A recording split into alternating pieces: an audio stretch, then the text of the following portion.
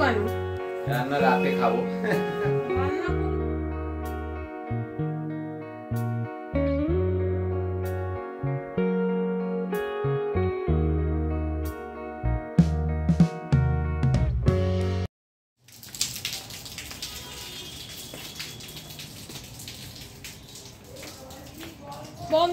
বন্ধ করেছি। হ্যালো বন্ধুরা, welcome back to my channel. আশা করছি সকলে খুব ভালো আছো, আমিও ভালো আছি। এখন দুপুর 2:30 বাজে, খাওয়া দাওয়া এখনো হয়নি। রান্না মোটামুটি কমপ্লিট, আয়ুষ্মানকে স্কুল থেকে আনা সব কিছু সকাল থেকে করে এখনো পর্যন্ত কাজ সেরে উঠতে পারিনি। আর গেছিলাম নিচে পাম্পটা বন্ধ করতে, জল ছিল না। আমার তো বেলার দিকে এসে আয়ুষ্মানকে স্নান করাতে হয়। আমি স্নান টান সব করে নিই, আমার জল এমনিতেও ভরা থাকে, কিন্তু আয়ুষ্মানকে করাতে হয়, জল ছিল না। আর আসার সময় বাজার করে এনেছি কিছু। এই দেখো কী কী রান্না করলাম দেখাই। এখানে ভাত হচ্ছে, লাল শাক ভাজাটা হয়ে গেছে, আর এখানে ডিম আর সয়াবিন একসাথে করে রেখে দিয়েছি। দুপুরে ডিম খাওয়া হবে, রাতে সয়াবিন খাওয়া হবে। যেহেতু আয়ুষ্মানের এক্সাম, এখন এই ধরনের খাবার দাবার হবে। এখানে সবজি ডাল হবে, সব সবজি দিয়ে। তারাও এক সেকেন্ড, আমি এগুলো একটুখানি গুছিয়ে নিই, নাহলে কাজ করতে অসুবিধা হচ্ছে। তো একেবারে রান্নাবান্না সেরেই তোমাদের সামনে এলাম, কারণ আমার মনে হলো যে দেরি হয়ে যাচ্ছে আয়ুষ্মানকে নিয়ে। এখন তো সারাক্ষণই পড়া আমাকে চেঁচাতেই হচ্ছে। দাঁড়া বাবা, হাত দিও না, আমি দেখাই কি কি রান্না করেছি। তোমাদের তো দেখালাম, ডাল সেদ্ধ দিয়েছিলাম। এখানে ঘন ঘন করে যে করি না, রসুন ফোড়ন দিয়ে 5 ফোড়ন দিয়ে একটু সবজি ডাল, খুব ভালো লাগে খেতে। আর লাল শাক ভাজা, এখানে আয়ুষ্মানের জন্য ডিম আর আলুটা ভাজা রেখেছি। আর এই যে ডিম আর সয়াবিনের তরকারি। খাবি? তুই তো ভাজা ভালোবাসিস। হ্যাঁ ভালোবাসি, কিন্তু দেবে তো ঝোল। ঝোল তো দেবে, সয়াবিন অল্পটা, কিন্তু রাতের জন্য আসলে। বাবাই ফ্যানটা বন্ধ কর। কি রে, আমার তো ঠান্ডা লাগছে। কি এক্সামটা শেষ না হচ্ছে, আমি মানে শান্তিতে কোনো কাজ করতে পারবো না। তো এই চলছে আর কি, পড়াশোনা নিয়ে ওকে খালি বলে। আর ওদের কি বলতো, লাস্ট মোমেন্ট অবধি না ক্লাস হতে থাকে। তো সেই জন্য যে আগের থেকে সব কিছু মানে রেডি করিয়ে রাখবো ওরকম হয় না। ওদের সিলেবাস দিল এই জাস্ট 1 সপ্তাহ বাকি আছে, তো সিলেবাস দিয়েছে। তো সেই সমস্ত কিছু রিভিশন চ্যাপ্টার সেগুলো পড়ানো, খুব চাপে থাকি। আর এই সময় মানে তবুও আমি কামাই না দেওয়ারই চেষ্টা করব। পড়াশোনাও দেখবো, তার সাথে সাথে এগুলোও করতে হবে। ওকে একবার পড়াবো, একটা চ্যাপ্টার পড়িয়ে মানে রিভিশনগুলো করাচ্ছি। এখন 4:30 নাগাদ, 4:30 অবধি পড়াবো, পড়িয়ে তারপর ওকে ঘুমোতে দেবো। 4:30 থেকে মোটামুটি 5:30 অবধি শোবো। উঠে তারপর খেয়ে দে, ও 6:30 থেকে 8টা অবধি পড়তে যাবে। পড়ে ফিরে এলে তারপর আবার ওকে নিয়ে বসবো। ওই 1.5 ঘন্টা আমাকে অনেক কাজ করে নিতে হবে। ডিনারটা ওই জন্য আমি রাতে তরকারিটা করে রাখছি, খালি রুটি করব। আর যা যা বানানোর থাকবে, ওর কালকে টিফিন হিসেবে যা যা করার থাকবে, এখন রোজ স্কুলে ওকে পাঠাবো না, যা যা করানোর থাকবে সেগুলো আমি 1.5 ঘন্টার মধ্যে করব। আয়,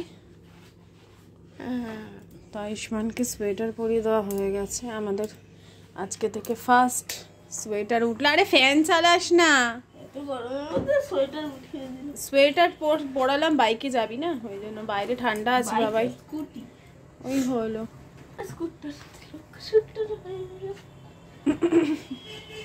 কি বিচ্ছিরি গানটা গাছ না। আমি খুব এক্সাইটেড, ওই টুর্নামেন্টটা সবে হবে।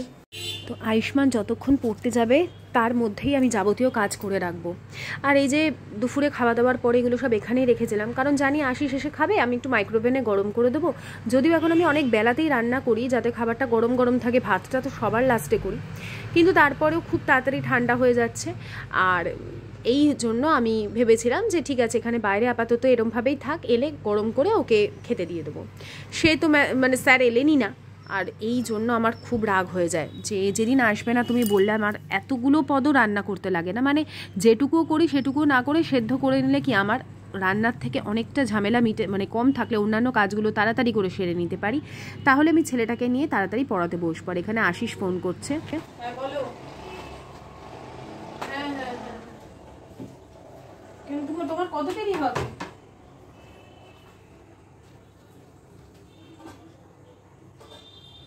আসবে কোচিং নিয়ে আসবে নাকি?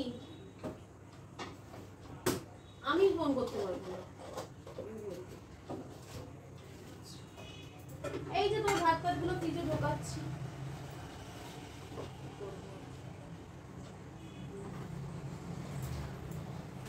তো এই যে ফিশ ফিঙ্গার যেগুলো রয়ে গেছে, আর জানো তো এগুলো বানিয়ে রাখাও আমাদের ঘরে মহা বিপদ, দেখলেই খেতে চাইবে খালি। তাই আমি বলে অনেক করে ওকে বারণ করেছি যে দেখো এগুলো আমি তোমার এমনি বানিয়ে রেখেছি, যে ইচ্ছে হলে খাবে, সবসময় খাওয়ার জন্য। এত ফ্রাইড ফুড তো খেতেও নেই, বাইরের যাতে না খেতে হয় সেই জন্যই কিন্তু ঘরে বানিয়ে রাখা। আর তার মানে এই নয় যে রেগুলার সবসময় তোমাকে এটা আমি ভেজে ভেজে দিয়ে দেবো। আমার ছেলের কথাই বলছিলাম আর কি, কারণ ও অন্যান্য মাছ খায় না, এই ফিশ ফ্রাই বা এই ভেটকি মাছের পাতুরি এগুলো খেতে ভালোবাসে। তো যাই হোক, ওগুলো সব আবার আমি ট্রেতে রেখে দিয়েছিলাম নর্মাল ফ্রিজে, এখন ডিপ ফ্রিজে ট্রান্সফার করে দিলাম। দিয়ে ভালো করে যে টেবিলে আমরা বসে খাই সেটাকে নামিয়ে রেখে দিলাম। দিয়ে এখন এভাবে সব কিছু গুছিয়ে পরিষ্কার করে নিচ্ছি, কারণ সন্ধ্যের পর থেকে আমি ঘরদোর একদম ছিমছাম করে নিই, তাড়াতাড়ি করতে থাকি এখন, বিশেষ করে আয়ুষ্মানের এক্সাম বলে একটু রাতের দিকে করলেও অসুবিধা হয় না। কিন্তু ওই যে বললাম, যতক্ষণ না ও পড়ে ফিরছে ততক্ষণে আমাকে এই কাজগুলো সেরে নিতে হবে। দুপুরে যা যা জামা কাপড় শুকিয়ে যায় সেগুলো নিয়ে এসে ভাঁজ করে জায়গা মতন তুলে দেবো। আমি তোমাদের ইদানিং যে মানে জিনিসগুলো শেয়ার করি, বিশেষ করে আমাদের এই একঘেয়ে কাজের মধ্যে যে একটা বিরক্তি ভাব, বা ধরো আমরা বাইরে যদি চাকরি করেও ফিরি, মেয়েদের কিন্তু বাড়ি এসে প্রচুর কাজ থাকে সংসারের, আমরা এসেই কিন্তু মোবাইল নিয়ে বা টিভি নিয়ে শুয়ে পড়তে পারি না। বাড়ি এসে ডিনার বানাই, তারপরে সেই সমস্ত বার গুছিয়ে প্যাক করে পরের দিন বাচ্চাকে কী টিফিনে দেবো, সেই সমস্ত চিন্তা আমাদের 24/7 মাথার মধ্যে ঘুরতে থাকে। তো আমি সবসময় চেষ্টা করি এমন কোনো রুটিন তোমাদের সাথে শেয়ার করতে যেটা সকলের কাজে লাগে। আর ইদানিং আমি সেই কমেন্টও পাচ্ছি যে পায়েল তুমি এই ধরনের রুটিনগুলো আমাদের শেয়ার করো, কারণ আমাদেরও সবসময় ভালো লাগে না। আমি একটা জিনিস প্রায় ধরো মাস 6 হলো, কি মাস 6 হয়তো হয়নি, তার কমই হবে, মাথার মধ্যে নিয়েছি যে মাথাকে না কখনো খালি বসাতে নেই। মানে ধরো তুমি কিছু নিয়ে একটা টেনশন করছো, সেটা নিয়েই ভাবতে থাকছো, এটাতেই কিন্তু আমাদের মধ্যে এমন নেগেটিভিটি আসে, আমাদের শরীর খারাপ করে, আরও জিনিসটা খারাপের থেকে খারাপ হতে থাকে। আমার মাথায় যখনই কোনো খারাপ চিন্তা আসছে বা কোনো জিনিস নিয়ে আমি বেশি ভেবে ফেলছি, আমি সেটাকে বার করে দিই সঙ্গে সঙ্গে, 90 সেকেন্ড সেই জিনিসটাকে টাইম দিতে নেই, তাহলেই সেটা তোমার মধ্যে হাবি হয়ে যাবে। আর আমি ওই জন্য ধরো কোনো জায়গাটা গোছানো নেই, সেই জায়গাটা গোছাতে বসে যাই, আর এই করতে করতে আস্তে আস্তে অলসতাটা কেটে যায়। আর তার ফলে কি হয় না, নিজের মন অনেক বেশি প্রোডাক্টিভ হয়ে ওঠে, তোমার মন অন্যান্য সমস্ত কিছুর থেকে বিচলিত হওয়া থেকে অন্তত মুক্ত থাকবে, আর তুমিও নিজের কাজে ব্যস্ত থাকতে পারবে। ঘরদোর পরিষ্কার হয়ে গেছে, আর আয়ুষ্মান তো পড়তে গেছে অনেকক্ষণ, সেই 6:30 বেরিয়ে গেছে, এখনও আসতে চলে আসবে। আর আজকে সচিন ওকে দিতেও গেছে, নিতেও গেছে, কারণ আশিস গেছে অনেকটা দূরে স্কুল, মানে সল্টলেকে, ওখান থেকে বানতলা, অনেকগুলো ওদের মানে সাইডে কাজ আছে, সেখানে গেছে। আর আমাকে কদিন আগে জিজ্ঞেস করেছিল একজন যে আমি কি দিয়ে এটা গ্যাস আর কাউন্টার টপ মুছলাম। এটা হচ্ছে কি বলতো, গ্লাস ক্লিনার, মানে ওই কাইন্ড অফ যে আমরা কলিন কিনি না, কলিনের মতন। এটা একটার সাথে একটা ফ্রি পেয়েছিলাম, এখনো পর্যন্ত আছে, আর একটা পাউচ আছে, ওই জন্য ওই অফারে পেয়েছিলাম তখন, মেট্রো ক্যাশ অ্যান্ড ক্যারি থেকে কিনে নিয়েছিলাম। তো এটা দিয়ে গ্যাসটা মুছে নিলে চকচক করে, সাবান দিয়ে প্রথমে ডোলে, তারপর ওটা দিয়ে মুছে নিই। আর দুপুরের বাসনপত্র এখনও ধুইনি, কেন জানো তো, দুপুরে ধুয়েছিলাম, কিছু ধুয়েছিলাম, আর থালা টালাগুলো ছিল, ভেবেছিলাম আশিস তো এসে খাবে, তো এলো না যথারীতি, তো সেই থেকে রয়েছে। আমি আগে ঘরদোর সব পরিষ্কার করে নিয়েছি, তোমাদের দেখিয়ে দিয়ে বিছানাপত্র সব পরিপাটি করে রাখলাম। এখানে আয়ুষ্মানের স্কুল ড্রেস রেখে দিয়েছি কালকের, আর এই যে বিছানাটা মোটামুটি পরিষ্কার করলেই আমার ঘরটা তো ছোটোর মধ্যেও সুন্দর করে সাজিয়ে রাখার, আলো দিয়ে সব দিয়ে চেষ্টা করি। আর স্লাইডিংগুলো বন্ধ করে দিয়েছি, ভীষণ ওই আসছে শ্যামা পোকা। কদিন আগেই মানুষ ওই পুজোর সময়, কালী পুজোর সময়, এবার দেখলেন, আমার পোস্ট দেখছি, খেয়াল করলেন তো, শ্যামা পোকাহীন শ্যামা পুজো, বুঝতে পারছেন কি দিনকাল আসতে চলেছে, এরকম কিছু পোস্ট, মানে মানুষ এত সব কিছু নিয়ে ইস্যু করে না এখন, সব কিছু নিয়ে, মানে এখন সোশ্যাল মিডিয়ার যুগ তো, হাতে একটা ফোন, যা হোক একটা পোস্ট করব। কিন্তু বুঝতে হবে ক্লাইমেটের ওপর নির্ভর করে, বিভিন্ন পোকামাকড়ের আগমন থেকে শুরু করে তারপরে সব কিছুই ক্লাইমেটের ওপর নির্ভর করে। তখন এই ঠান্ডা আগে যেমন নভেম্বরের, মানে এবারে পুজোও তো ছিল অনেক আগে না, অক্টোবরেই পুজো ছিল, তো শ্যামা পোকাটা তখন আসবে কি করে, নভেম্বরের মিডিলে যখন পুজো হয়, কালী পুজো, তখনই শ্যামা পোকা আসে। আর শ্যামা পুজোর সাথে তো শ্যামা পোকার কোনো সম্পর্কই নেই, আমি এটা ভেবে পাইনি, তখনই আমার মানে পোস্টটা দেখেই মাথাটা গেছিল গরম। আরে ক্লাইমেট একটা শীত শীত ব্যাপার আসবে, তবে তো শ্যামা পোকাটা আসবে। তো এই বর্ষাকালে যেমন অন্য ধরনের পোকা হয়, তারপরে এই মশা, মানে সবকিছুর ভিতরে ব্যাপার আছে। যেমন কোনোদিন যদি ডেঙ্গু উধাও হয়ে গেল, ম্যালেরিয়া উধাও হয়ে গেল, মানুষ বলবে দেখেছেন কিরকম ডেঙ্গুহীন সমাজ তৈরি হয়েছে। সব কিছুতে মানে একটা না একটা কিছু পলিউশন করবো এটা। আর সকালে না আয়ুষ্মানকে গার্লিক ব্রেড দিতেও পারি, নাও দিতে পারি টিফিনে। কালকে মাখানাটা না রোস্ট করতে হবে, একটুখানি মাখানা এনেছিলাম ওর জন্য, সে কবে এনেছি, রোস্ট না করলে নষ্ট হয়ে যাবে। তো মাখানা রোস্ট করে ওকে টিফিনে দেবো। আর ভাবছি একটু আপ্পে বানিয়ে দেবো, মানে আপ্পাম যে হেলদি। কারণ আমি আজকে বাজার করে এনেছি, কি দেখাচ্ছি, আয়ুষ্মানকে স্কুল থেকে নেওয়ার পথে হাঁটিয়ে এনেছি। আগে ওকে খাইয়েছি মিয়ামারে থেকে, খাইয়ে ওই জন্য একটা কেক নিয়েছি, বলেছি বিকেলবেলা উঠে ঘুম থেকে উঠে কেকটা খাবি। আর হাঁটতে হাঁটতে একটু বাজার করে এনেছিলাম, দেখাই তোমাদের। বাজার করব ঠিক ছিল না, এইটুকু বিট গাজর আর বিনস 50, সরি বিনসও না, শুধু এই কটা গাজর আর দুটো বিট নিয়ে 50 টাকা নিয়েছে, মানে 100 টাকা কেজি নিয়েছে। আর এটার জন্য আমাকে আলাদা করে 10 টাকা দিতে হয়েছে। মটরশুঁটিটা 100 মানে মটরশুঁটি নিয়েছি। আর এখানে এটা নিয়েছি হচ্ছে জলপাই, একটু কমেই দিয়ে দিয়েছে। আমলকিটা 20 টাকায় দিয়েছে, আর জলপাই হাফ কেজি নিয়েছি 30 টাকা। দুটো দিয়ে আমলকিটা দিয়ে না আমি ভাবছি হয় মোরব্বা বানাবো, না হলে আমলকির ক্যান্ডি বানাবো। এমনি খাওয়া হয় না তো, কিছু একটা ওটা ইউটিউব থেকে দেখেছিলাম, ভুলে গেছি, আবার দেখে তারপর বানাবো। এই বাজার করেছিলাম। ওই বিট গাজর এইসব দিয়ে কালকে আয়ুষ্মানকে টিফিনে আপ্পে বানিয়ে দেওয়ার ইচ্ছা আছে।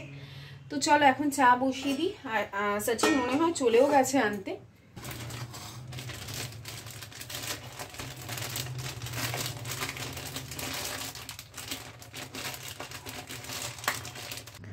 আমি দু একবার কমেন্ট পেয়েছি যে অনেকেই ছোট ছোট মেয়েরা মানে বোনেরা আমাকে কমেন্ট করেছে, কবে যে আমাদের এরকম আলাদাভাবে শান্তিভাবে থাকতে পারবো। বিশ্বাস করো, যতটা দূর থেকে মনে হয় না যে খুব সুন্দর সহজ যে কোনো কারোর জীবন, বিশেষ করে আমরা অনেকেই আছি যারা সোশ্যাল মিডিয়ার কারোর লাইফস্টাইল দেখে ভীষণ মোহিত হয়ে যাই, ভাবি যে কি মজা, ঘুরছে বেড়াচ্ছে খাচ্ছে দাচ্ছে, বা আমাকে দেখি অনেকে ভাবো কি সুন্দর সংসার করছে শান্তিতে। রাস্তাটা না এতটা মসৃণ হয় না যে রাস্তায় এখন আছি, বা তোমাদের যাকে ধরো দেখে মনে হচ্ছে কি ভালো আছে, আদৌ ভেতরে গিয়ে দেখো সেসব কিছুই নেই, ঠিক আছে। আর আমার যেটা দেখে তোমাদের মনে হয় খুব ভুল মনে হয় না, তবে এই যে রাস্তাটায় আসতে আমাকে যে কি কি সহ্য করতে হয়েছে বা কি কি পথ দিয়ে আমি গেছি, সেগুলো তো বলবার এখন সেই প্রয়োজন নেই। তবে ঈশ্বর বলে আমি একটা জিনিস উপলব্ধি করেছি, যেহেতু এটা কলিযুগ না, তোমাকে এইখানেই তুমি রেজাল্ট দেখতে পাবে যদি তুমি ধৈর্য ধরে থাকো। তো ন্যাচারালি তোমার কাছে শান্তি তো এসে ধরা দেবেই, কারণ তুমি যে সহ্যটা করে আসবে তার জন্যই ঈশ্বর তোমাকে সেই শান্তিটা দেবেন, যে না মেয়েটা এতটা যখন সহ্য করতে পেরেছে তাহলে তাকে একটু কিছু হলেও রিল্যাক্সেশনের তার প্রয়োজন আছে। কিন্তু একটা কথা বলবো, সেই এটাও মনে রাখতে হবে যে সব সময় সমান যাবে না, আবার কখনো আপস অ্যান্ড ডাউনস লাইফে আসে থাকবে, আবার সেটা কাটিয়ে উঠে তোমাকে ধৈর্য ধরতে হবে। আর আলাদা থাকা অতটাও সুখের নয়, যতটা মনে হয় ততটাও নয়।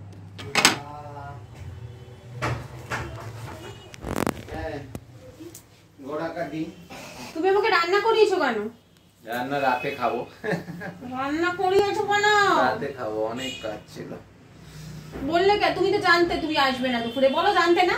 আমি তো বললাম বেশি কিছু করবে না, অল্প করো। জানতে না? আরে চলে আসতাম, মানে অনেক, আরে দুটো কাজ বলে 10টা কাজ দেয়। তো অবশেষে আশিস দাস এসেছে, বাবা এলেও মনে হয় শান্তি, দুটো কথা বলবো গল্প করব, ওটাতেই অনেক মনে হয় যেন শান্তি।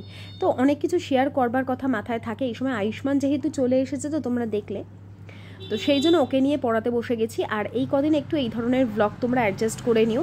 একটা নতুন কিছু তোমাদের সাথে খুব শিগগিরই শেয়ার করতে চলেছি, যেটা তোমাদের খুব ভালো লাগবে। আর আশা করি জীবনে আমরা অনেক ভুল করি, অনেক ভুল স্টেপ নিই, কিন্তু সেই ভুলটাই যেন আমাদের সঠিক পদক্ষেপগুলোকে নিতে পরবর্তীকালে সহায়তা করে, যেটা আমার ক্ষেত্রে বহু অংশে করেছে। ওই ধাক্কা খেলে বলে না বুদ্ধি খুলে যায়, সেরকমই ব্যাপার। আমি ওই এপিসোডগুলোতে তোমাদের সাথে শেয়ার করব। আজকের মতন এখানেই শেষ করছি, আবার আজকে আগামীকাল, ততক্ষণের জন্য টাটা বাই বাই।